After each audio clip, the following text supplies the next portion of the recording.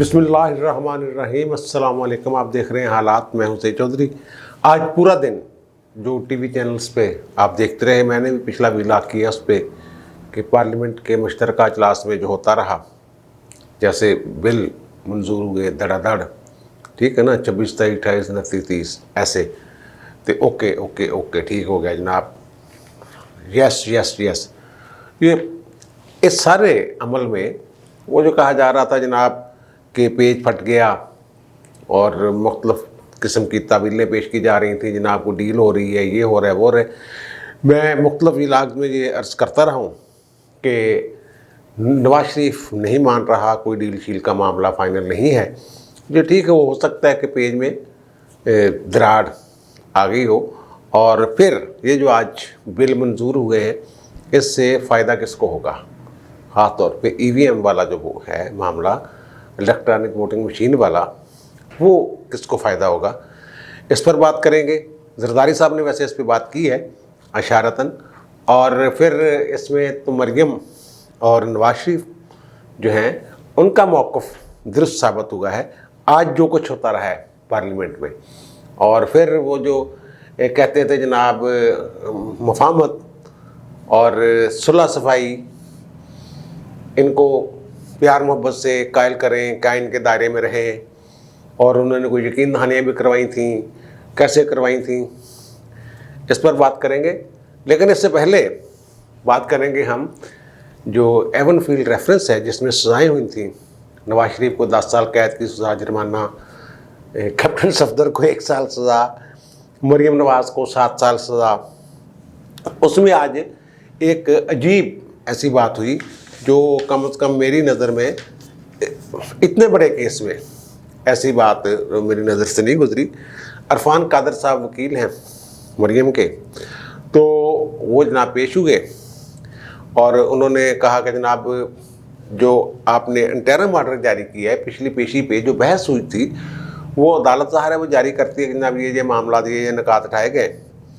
तो उसने कहा जनाब मैंने तो मेरिट को टच ही नहीं किया था केस के, यानी कि जो हालात व वाक़यात हैं उसको तो मैं टच ही नहीं कर रहा था, और ना ही मैंने ये चार्ज पढ़ रहा था कि क्या इल्ज़ाम है क्या नहीं, मैं तो और दलाइल, कानूनी दलाइल दे रहा था।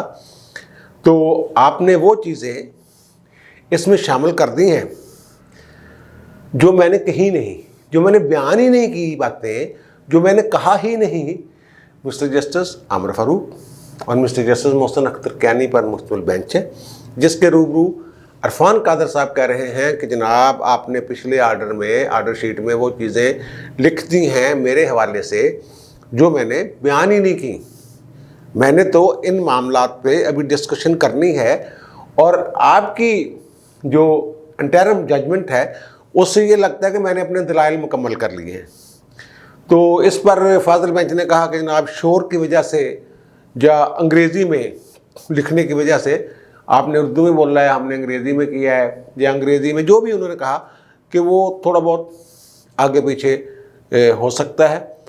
तो बहरहाल आप फिर आप दलाइल दें, 10 दिन बहस करें आप, हम आपको सुनेंगे और आप बता दें हमें हमने क्या गलती की है आपके आर्गूमेंट्स के हवाले से, तो वो हम उसको ठीक कर लेते हैं। और फिर नैब के जो प्रोसिक्यूटर थे उन्होंने, उनसे अदालत ने कहा कि जनाब आप दलाइल दे लें, अरफान कादर साहब आपके बाद दलाइल दे लेंगे, और अरफान कादर साहब जितना आपको टाइम चाहिए होगा जवाबी दलाइल के लिए, तो आपके लिए दरवाजे खुले हैं। इस तरह वहाँ कोई बात हुई है। तो ऐसे केसेस में अदालतों को ख़ास तौर पे उस वक्त कि जब बयान अल्फी आ रहे हों, अदलिया की जानबदारी पर शकूक व शुबहात हों, पनामा केस को अकामा केस के तौर पर याद किया जा रहा हो, उस वक्त मेरा ख्याल है कि जजेस को बहुत एहतियात की ज़रूरत होती है ऐसे मामले में। एक आगे ना बात कि जनाब ये तो बात मैंने की ही नहीं जो आपने लिख दी है इसमें। तो अदालत ने बहरहाल आज उसकी प्रोसिक्यूटर जो हैं उनकी नैब वालों की अच्छी खासी क्लास ली है। उनका जनाब ये आप कह रहे हैं बेनिफिशियल ऑनर, ये मालिक हैं उसकी, फ़ायदा उठा रही हैं, इस्तिफ़ादा हासिल कर रही हैं मालक के तौर पे एवनफील्ड वाली, वो कहते हैं इसका क्या सबूत है, ये जो साबित करने का कि मलकियत साबित करना नैब की जिम्मेदारी है। तो वो कह रही है मैं ट्रस्टी हूँ, आप कह रहे हैं कि वो मालिक है, तो ये आपके पास सबूत क्या है? आप तो बज़ाहिर वादे नज़र में नैब कोर्ट में ये साबित ही नहीं कर सके। तो आप एक लेटर लेके फिर रहे हैं किसी लॉ फर्म का, वो जेनी के बंदे थे, पता चला था बाद में कि वो 2018 का लेटर है, वो कह रही अदालत कह रही है, और 2012 का वो लेटर है लॉ फर्म का किसी का, जिसमें ये कहते हैं जनाब ये जिसकी बुनियाद पे कहते हैं मालिक, और वो लॉ फर्म कह रही है कि हमारी तहकीक के मुताबिक ये मालिक है। फिर और वो कह रही है मैं ट्रस्टी हूँ, और वो कहते हैं 2018 को आप वो लेटर पेश कर रहे हैं। 6 साल बाद उस लेटर की क्या अहमियत है क्या नहीं है। और फिर जो सफदर साहब है वो तो बेचारे इस वजह से फंस गए हुए हैं कि वो मरियम को लेके जाते हैं, लेके आते हैं, ज़ाहिर उनके शोहर हैं, उनकी हिफाजत उनकी जिम्मेदारी है, हमारे माशरे में तो यही है। और कि उनके शोहर होने की वजह से वो फंसे इसमें, उन्हें 1 साल सज़ा जो नैब अदालत है 6 जुलाई 2018 को जिन्हें दी थी, और नाहली तो है, तीनों की नाहली की सज़ा भी साथ है नैब के तहत। और वो उनको सज़ा इसलिए हुई कि वो जो डॉक्यूमेंट है उस पर उन्होंने बतौर गवाह दस्तखत किए हुए हैं। आज तक कभी मेरी नज़र से कम ऐसा केस नहीं गुजरा कि गवाह को भी सज़ा होगी हो। अजाब उसमें एक और मज़ीद बात है, सुप्रीम कोर्ट के एक रिटायर्ड जज हैं जो फौजदारी मामलात को बहुत अच्छी तरह समझते हैं, वो मुझे कह रहे थे कि आमिर फारूक साहब ने जो बेंच को हेड कर रहे हैं, उन्होंने तो फौजदारी जो प्रैक्टिस ही नहीं उनकी, वो तो जो सिविल की उनकी सारी प्रैक्टिस थी। तो बहुत सारे मामलात ऐसे हैं जो उनको समझाने वो आज खुद नहीं बल्कि वकील की जिम्मेदारी होगी कि उनको समझाया जाए। वो कहते हैं कि वो बेनिफिशरी जो है उसकी हैसियत से जज साहब, साबिक जज साहब, वो मुझे कह रहे हैं कि वो सज़ा नहीं हो सकती, क्योंकि एक तो ये अदालत ने वैसे आज खुद भी कहा है कि अगर इनकी बात मान ली जाए नैब की कि 1980 में ये कंपनी ये जो भी है फ्लैट ये ख़रीदे गए थे, उस वक्त वो कैसे बेनिफिशियल ओनर हो सकती थी, क्योंकि उस वक्त तो उनकी उम्र 7 साल थी, बच्ची थी, उनका तो कोई कसूर बनता ही नहीं बाहर। और जो सुप्रीम कोर्ट के जज हैं रिटायर्ड, वो भी यही कह रहे हैं कि क्या मरियम नवाज़ का जो नैब का कानून है ये है कि असर और रसूख इस्तेमाल करके इख्तियारात का फ़ायदा उठा के माल बनाना, करप्शन करना। तो एक तो 1980 में मरियम का क्या था, दूसरा ये कि जो बेनिफिशरी होने की बात है कि क्या मरियम को इस्तेमाल किया गया, मरियम के असर और रसूख को इस्तेमाल किया नवाज शरीफ ने कि ये फ्लैट खरीदने मरियम, तो ये ऐसे नहीं हो सकता। वो कहते हैं एक तो 7 साल की उम्र, तो अदालत ने खुद ये नुक्ता ले लिया। दूसरा वो सुप्रीम कोर्ट के जज जो रिटायर्ड हैं वो ये कह रहे हैं कि ये जो बेनिफिशरी है इस कानून के तहत उसको सज़ा नहीं हो सकती कि उसने अपना असर और रसूख को इस्तेमाल किया हो। ये तो इस्तेमाल किया ही नहीं, उनके वाला साहब का मामला है, और 7 साल की बच्ची उसमें क्या किरदार अदा कर सकती है, ये सारा चल रहा है इशू। और जो मरियम है उन्होंने बाहर आके जो मीडिया से बात की, और फिर एक सेमिनार में उनकी गुफ्तगू थी बलूचिस्तान के हवाले से, मेरे ख्याल था वो, तो वो मीडिया तो नहीं बता रहा ज़्यादा तफसील उसकी।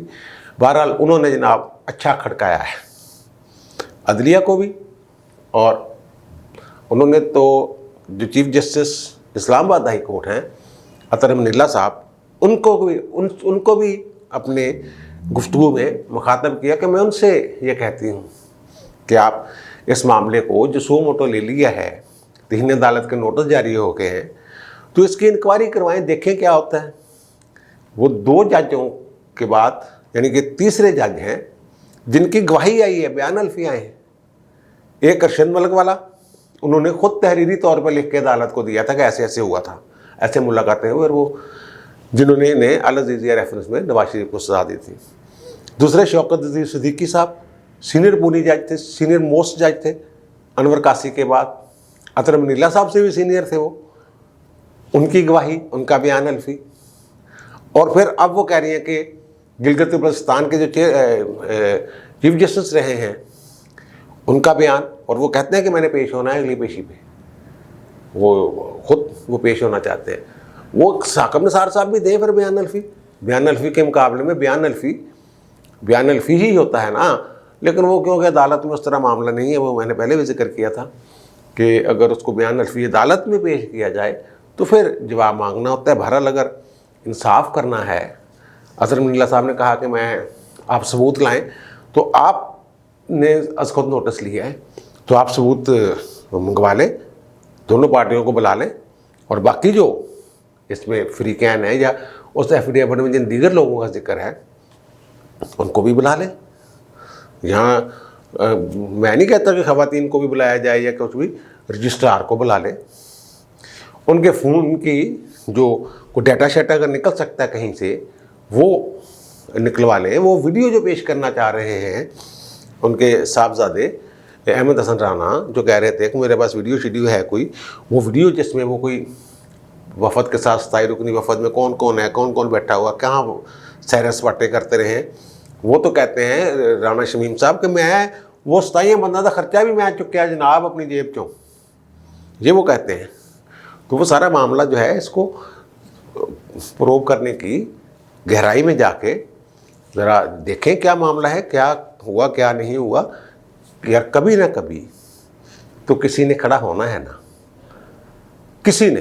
कब तक ये चलेगा सारा ऐसे कि जनाब आप आज खुद नोटिस लेते हैं, आधी कार्रवाई होती है कि जिन्होंने ये खबर शाया की है उनको पकड़ लें, जिसका बयान अल्फी है उसको कहें कि आपने अदालत की तौहीन की है, और आप खुद ही, ये मुझे कहना नहीं चाहिए पता नहीं, अब ये मैं उन्हीं के हवाले से कह रहा हूँ, सुप्रीम कोर्ट के जो जज हैं, तो उन्होंने मुझे ये कहा कि ये जज साहब खुद कैसे सफाई दे सकते हैं। ये कानून है दुनिया भर का तयशुदा कि जो जज होता है वो अपनी ही अदालत में अपने ही ज़ेरे समाअत किसी केस में गवाह नहीं हो सकता। अब अतर मनीला साहब जो हैं chief justice Islamabad high court, वो कह रहे हैं कि आमिर फ़ारूक साहब मेरे साथ थे, हम मुल्क से बाहर थे। ये तो खुद ही एक तरह से गवाह बन गए हैं और उन्होंने पहले ही सोच लिया है कि जनाब ये तो बयान अल्फी झूठा है।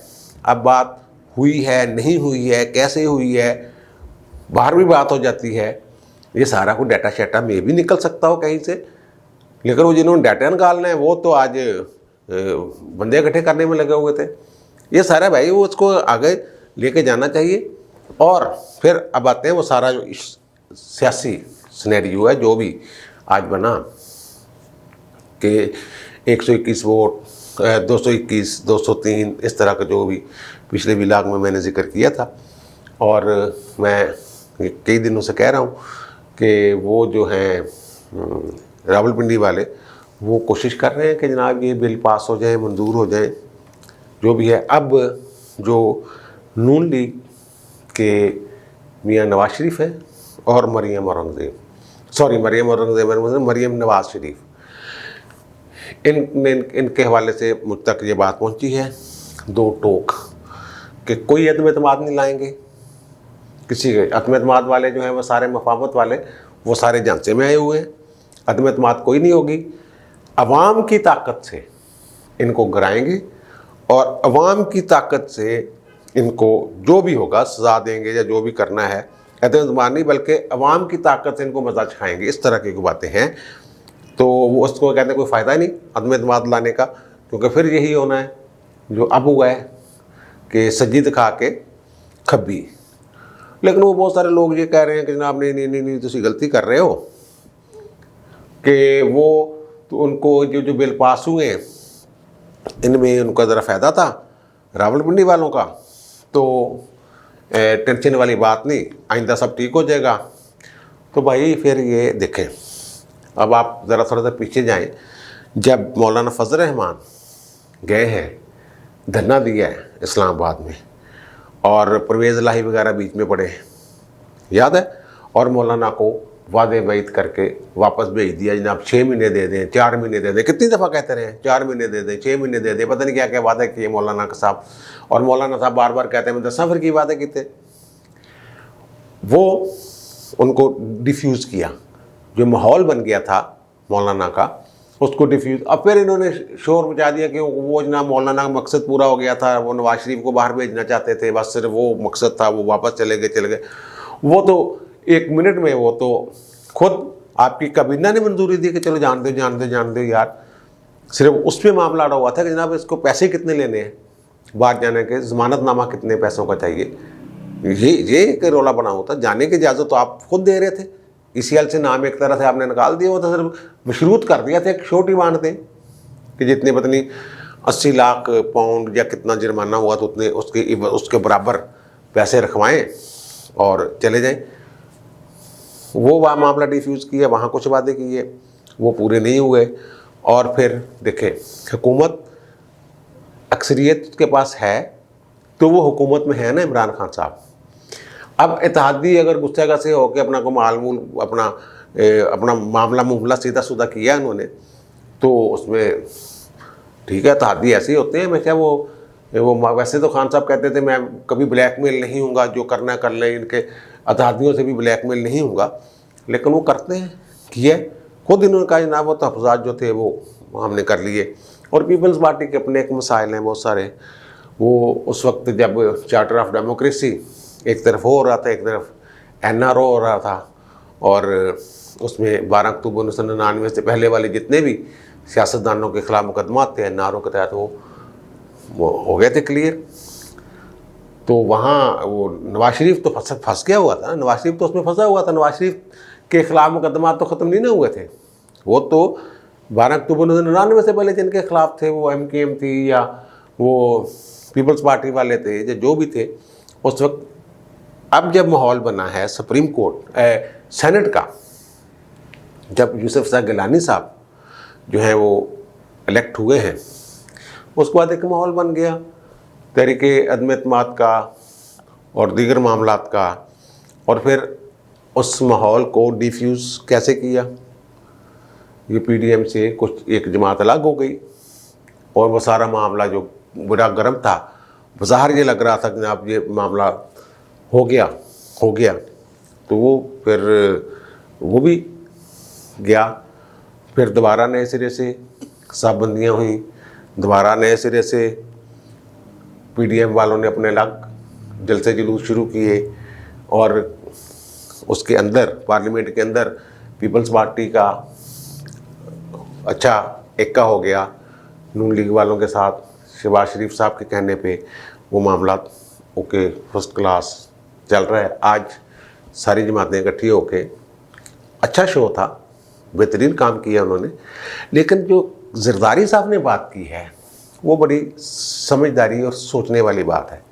वो कह रहे हैं कि ये जो आज हुआ है इसका फल इमरान खान नहीं खाएगा, फल कोई और खाएगा। फल कौन खाएगा? वो जो हुकूमतें बनाते हैं, हुकूमतें गिराते हैं, इलेक्शन में अपना सरसों इस्तेमाल करते हैं, जैसे नून लीग वाले इलेक्शन चोरी करना कहते हैं। ये सारी चीज़ें EVM से जो पूरी दुनिया में मतरूक हो चुकी है, फरसूदा एक निज़ाम है, वो ये लाएंगे।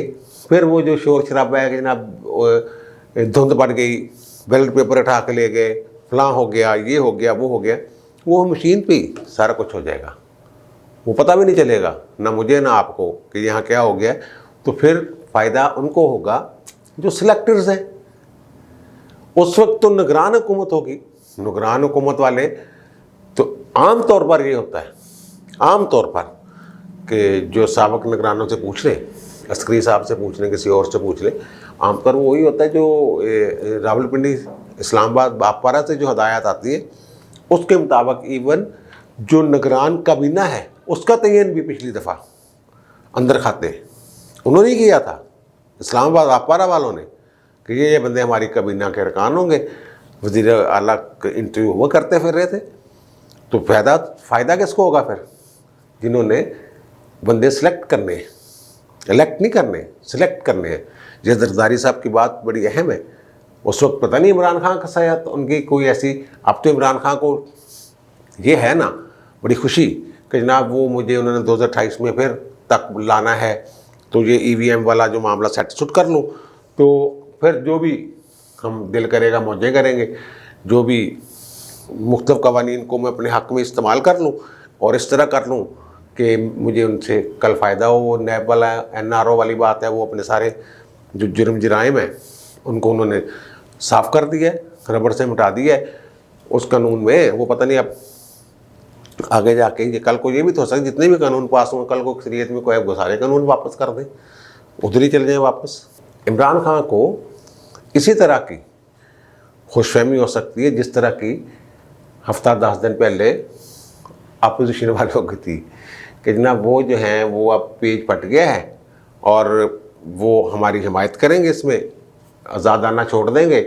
मैं 2-3 दिन से कह रहा हूँ कि वो नहीं छड़िया उन्होंने भाई जी, उन्होंने तो हादिया ने फ़ोन कर रहे ने, तो वो हो जाएगा। इन्होंने कल वैसे मुझे एक जो इनके अपोजिशन के एक अहम रहनुमा उन्होंने मुझे कहा था यार उन्होंने को बंदे ज़्यादा ने, सट तो रोक के नहीं जाने, बारह रोला शला से पूरा पावांगे। कल के व्लॉग में सुन लीजिए, मैंने ये बात की हुई है। तो वही हुआ। तो लेकिन वो अब पता नहीं आगे जाके क्या होता है। लेकिन ये खबर मैं आपको फिर दे रहा हूँ कि वो जो रावलपिंडी वाले हैं वो उनके कागज़ों में माफ़ी नहीं होती। उनको एक दफ़ा अवाम ने शिकस्त दी है, वो इफ्तिखार मोहम्मद चौधरी वाले केस में, लेकिन उन्होंने फिर जान फिर भी नहीं छोड़ी। जो जो इफ्तिखार मोहम्मद चौधरी वाले मामलात में लोग थे उनको फिर उन्होंने पलटी शल्टी ज़रूर दी है, ख़ास तौर पर नवाज शरीफ वाली जो है। तो वो जो इमरान खान साहब का मामला है वो मरियम ने आज फिर कह दिया कि जादू टूना और पता नहीं क्या क्या इस तरह की बातें उन्होंने कर दी हैं कि जादू के तौर पे ये नहीं हो सकता, टूने के तौर पे ये नहीं हो सकता। तो खान साहब के साथ उनकी अंदर खाते वो खुश नहीं हैं। ख़ास तौर पर जो वो कहते हैं ना कि जो आर्मी चीफ है उसके सामने कोई नहीं बोलता, लेकिन आर्मी चीफ ने जब खुद ही बोलने की इजाज़त दे दी हो अपने 3 स्टार जनरल्स को, तो फिर वो बोलते हैं और एक दफ़ा नहीं बार बार बोलते हैं। और जिन पे मोहब्बत से हाथ रखना चाह रहे हैं 2 साल पहले ही इमरान खान, वो ज़ाहिर है दूसरे भी तो इंसान ही है ना, इंसानी नफ्सियात भी कुछ होती है। थोड़े कहे को बहुत जानिए। अब मुझे दीजिए इजाज़त, इंशाअल्लाह दोबारा मुलाकात होगी नए व्लॉग के साथ। अल्लाह हाफ़िज़।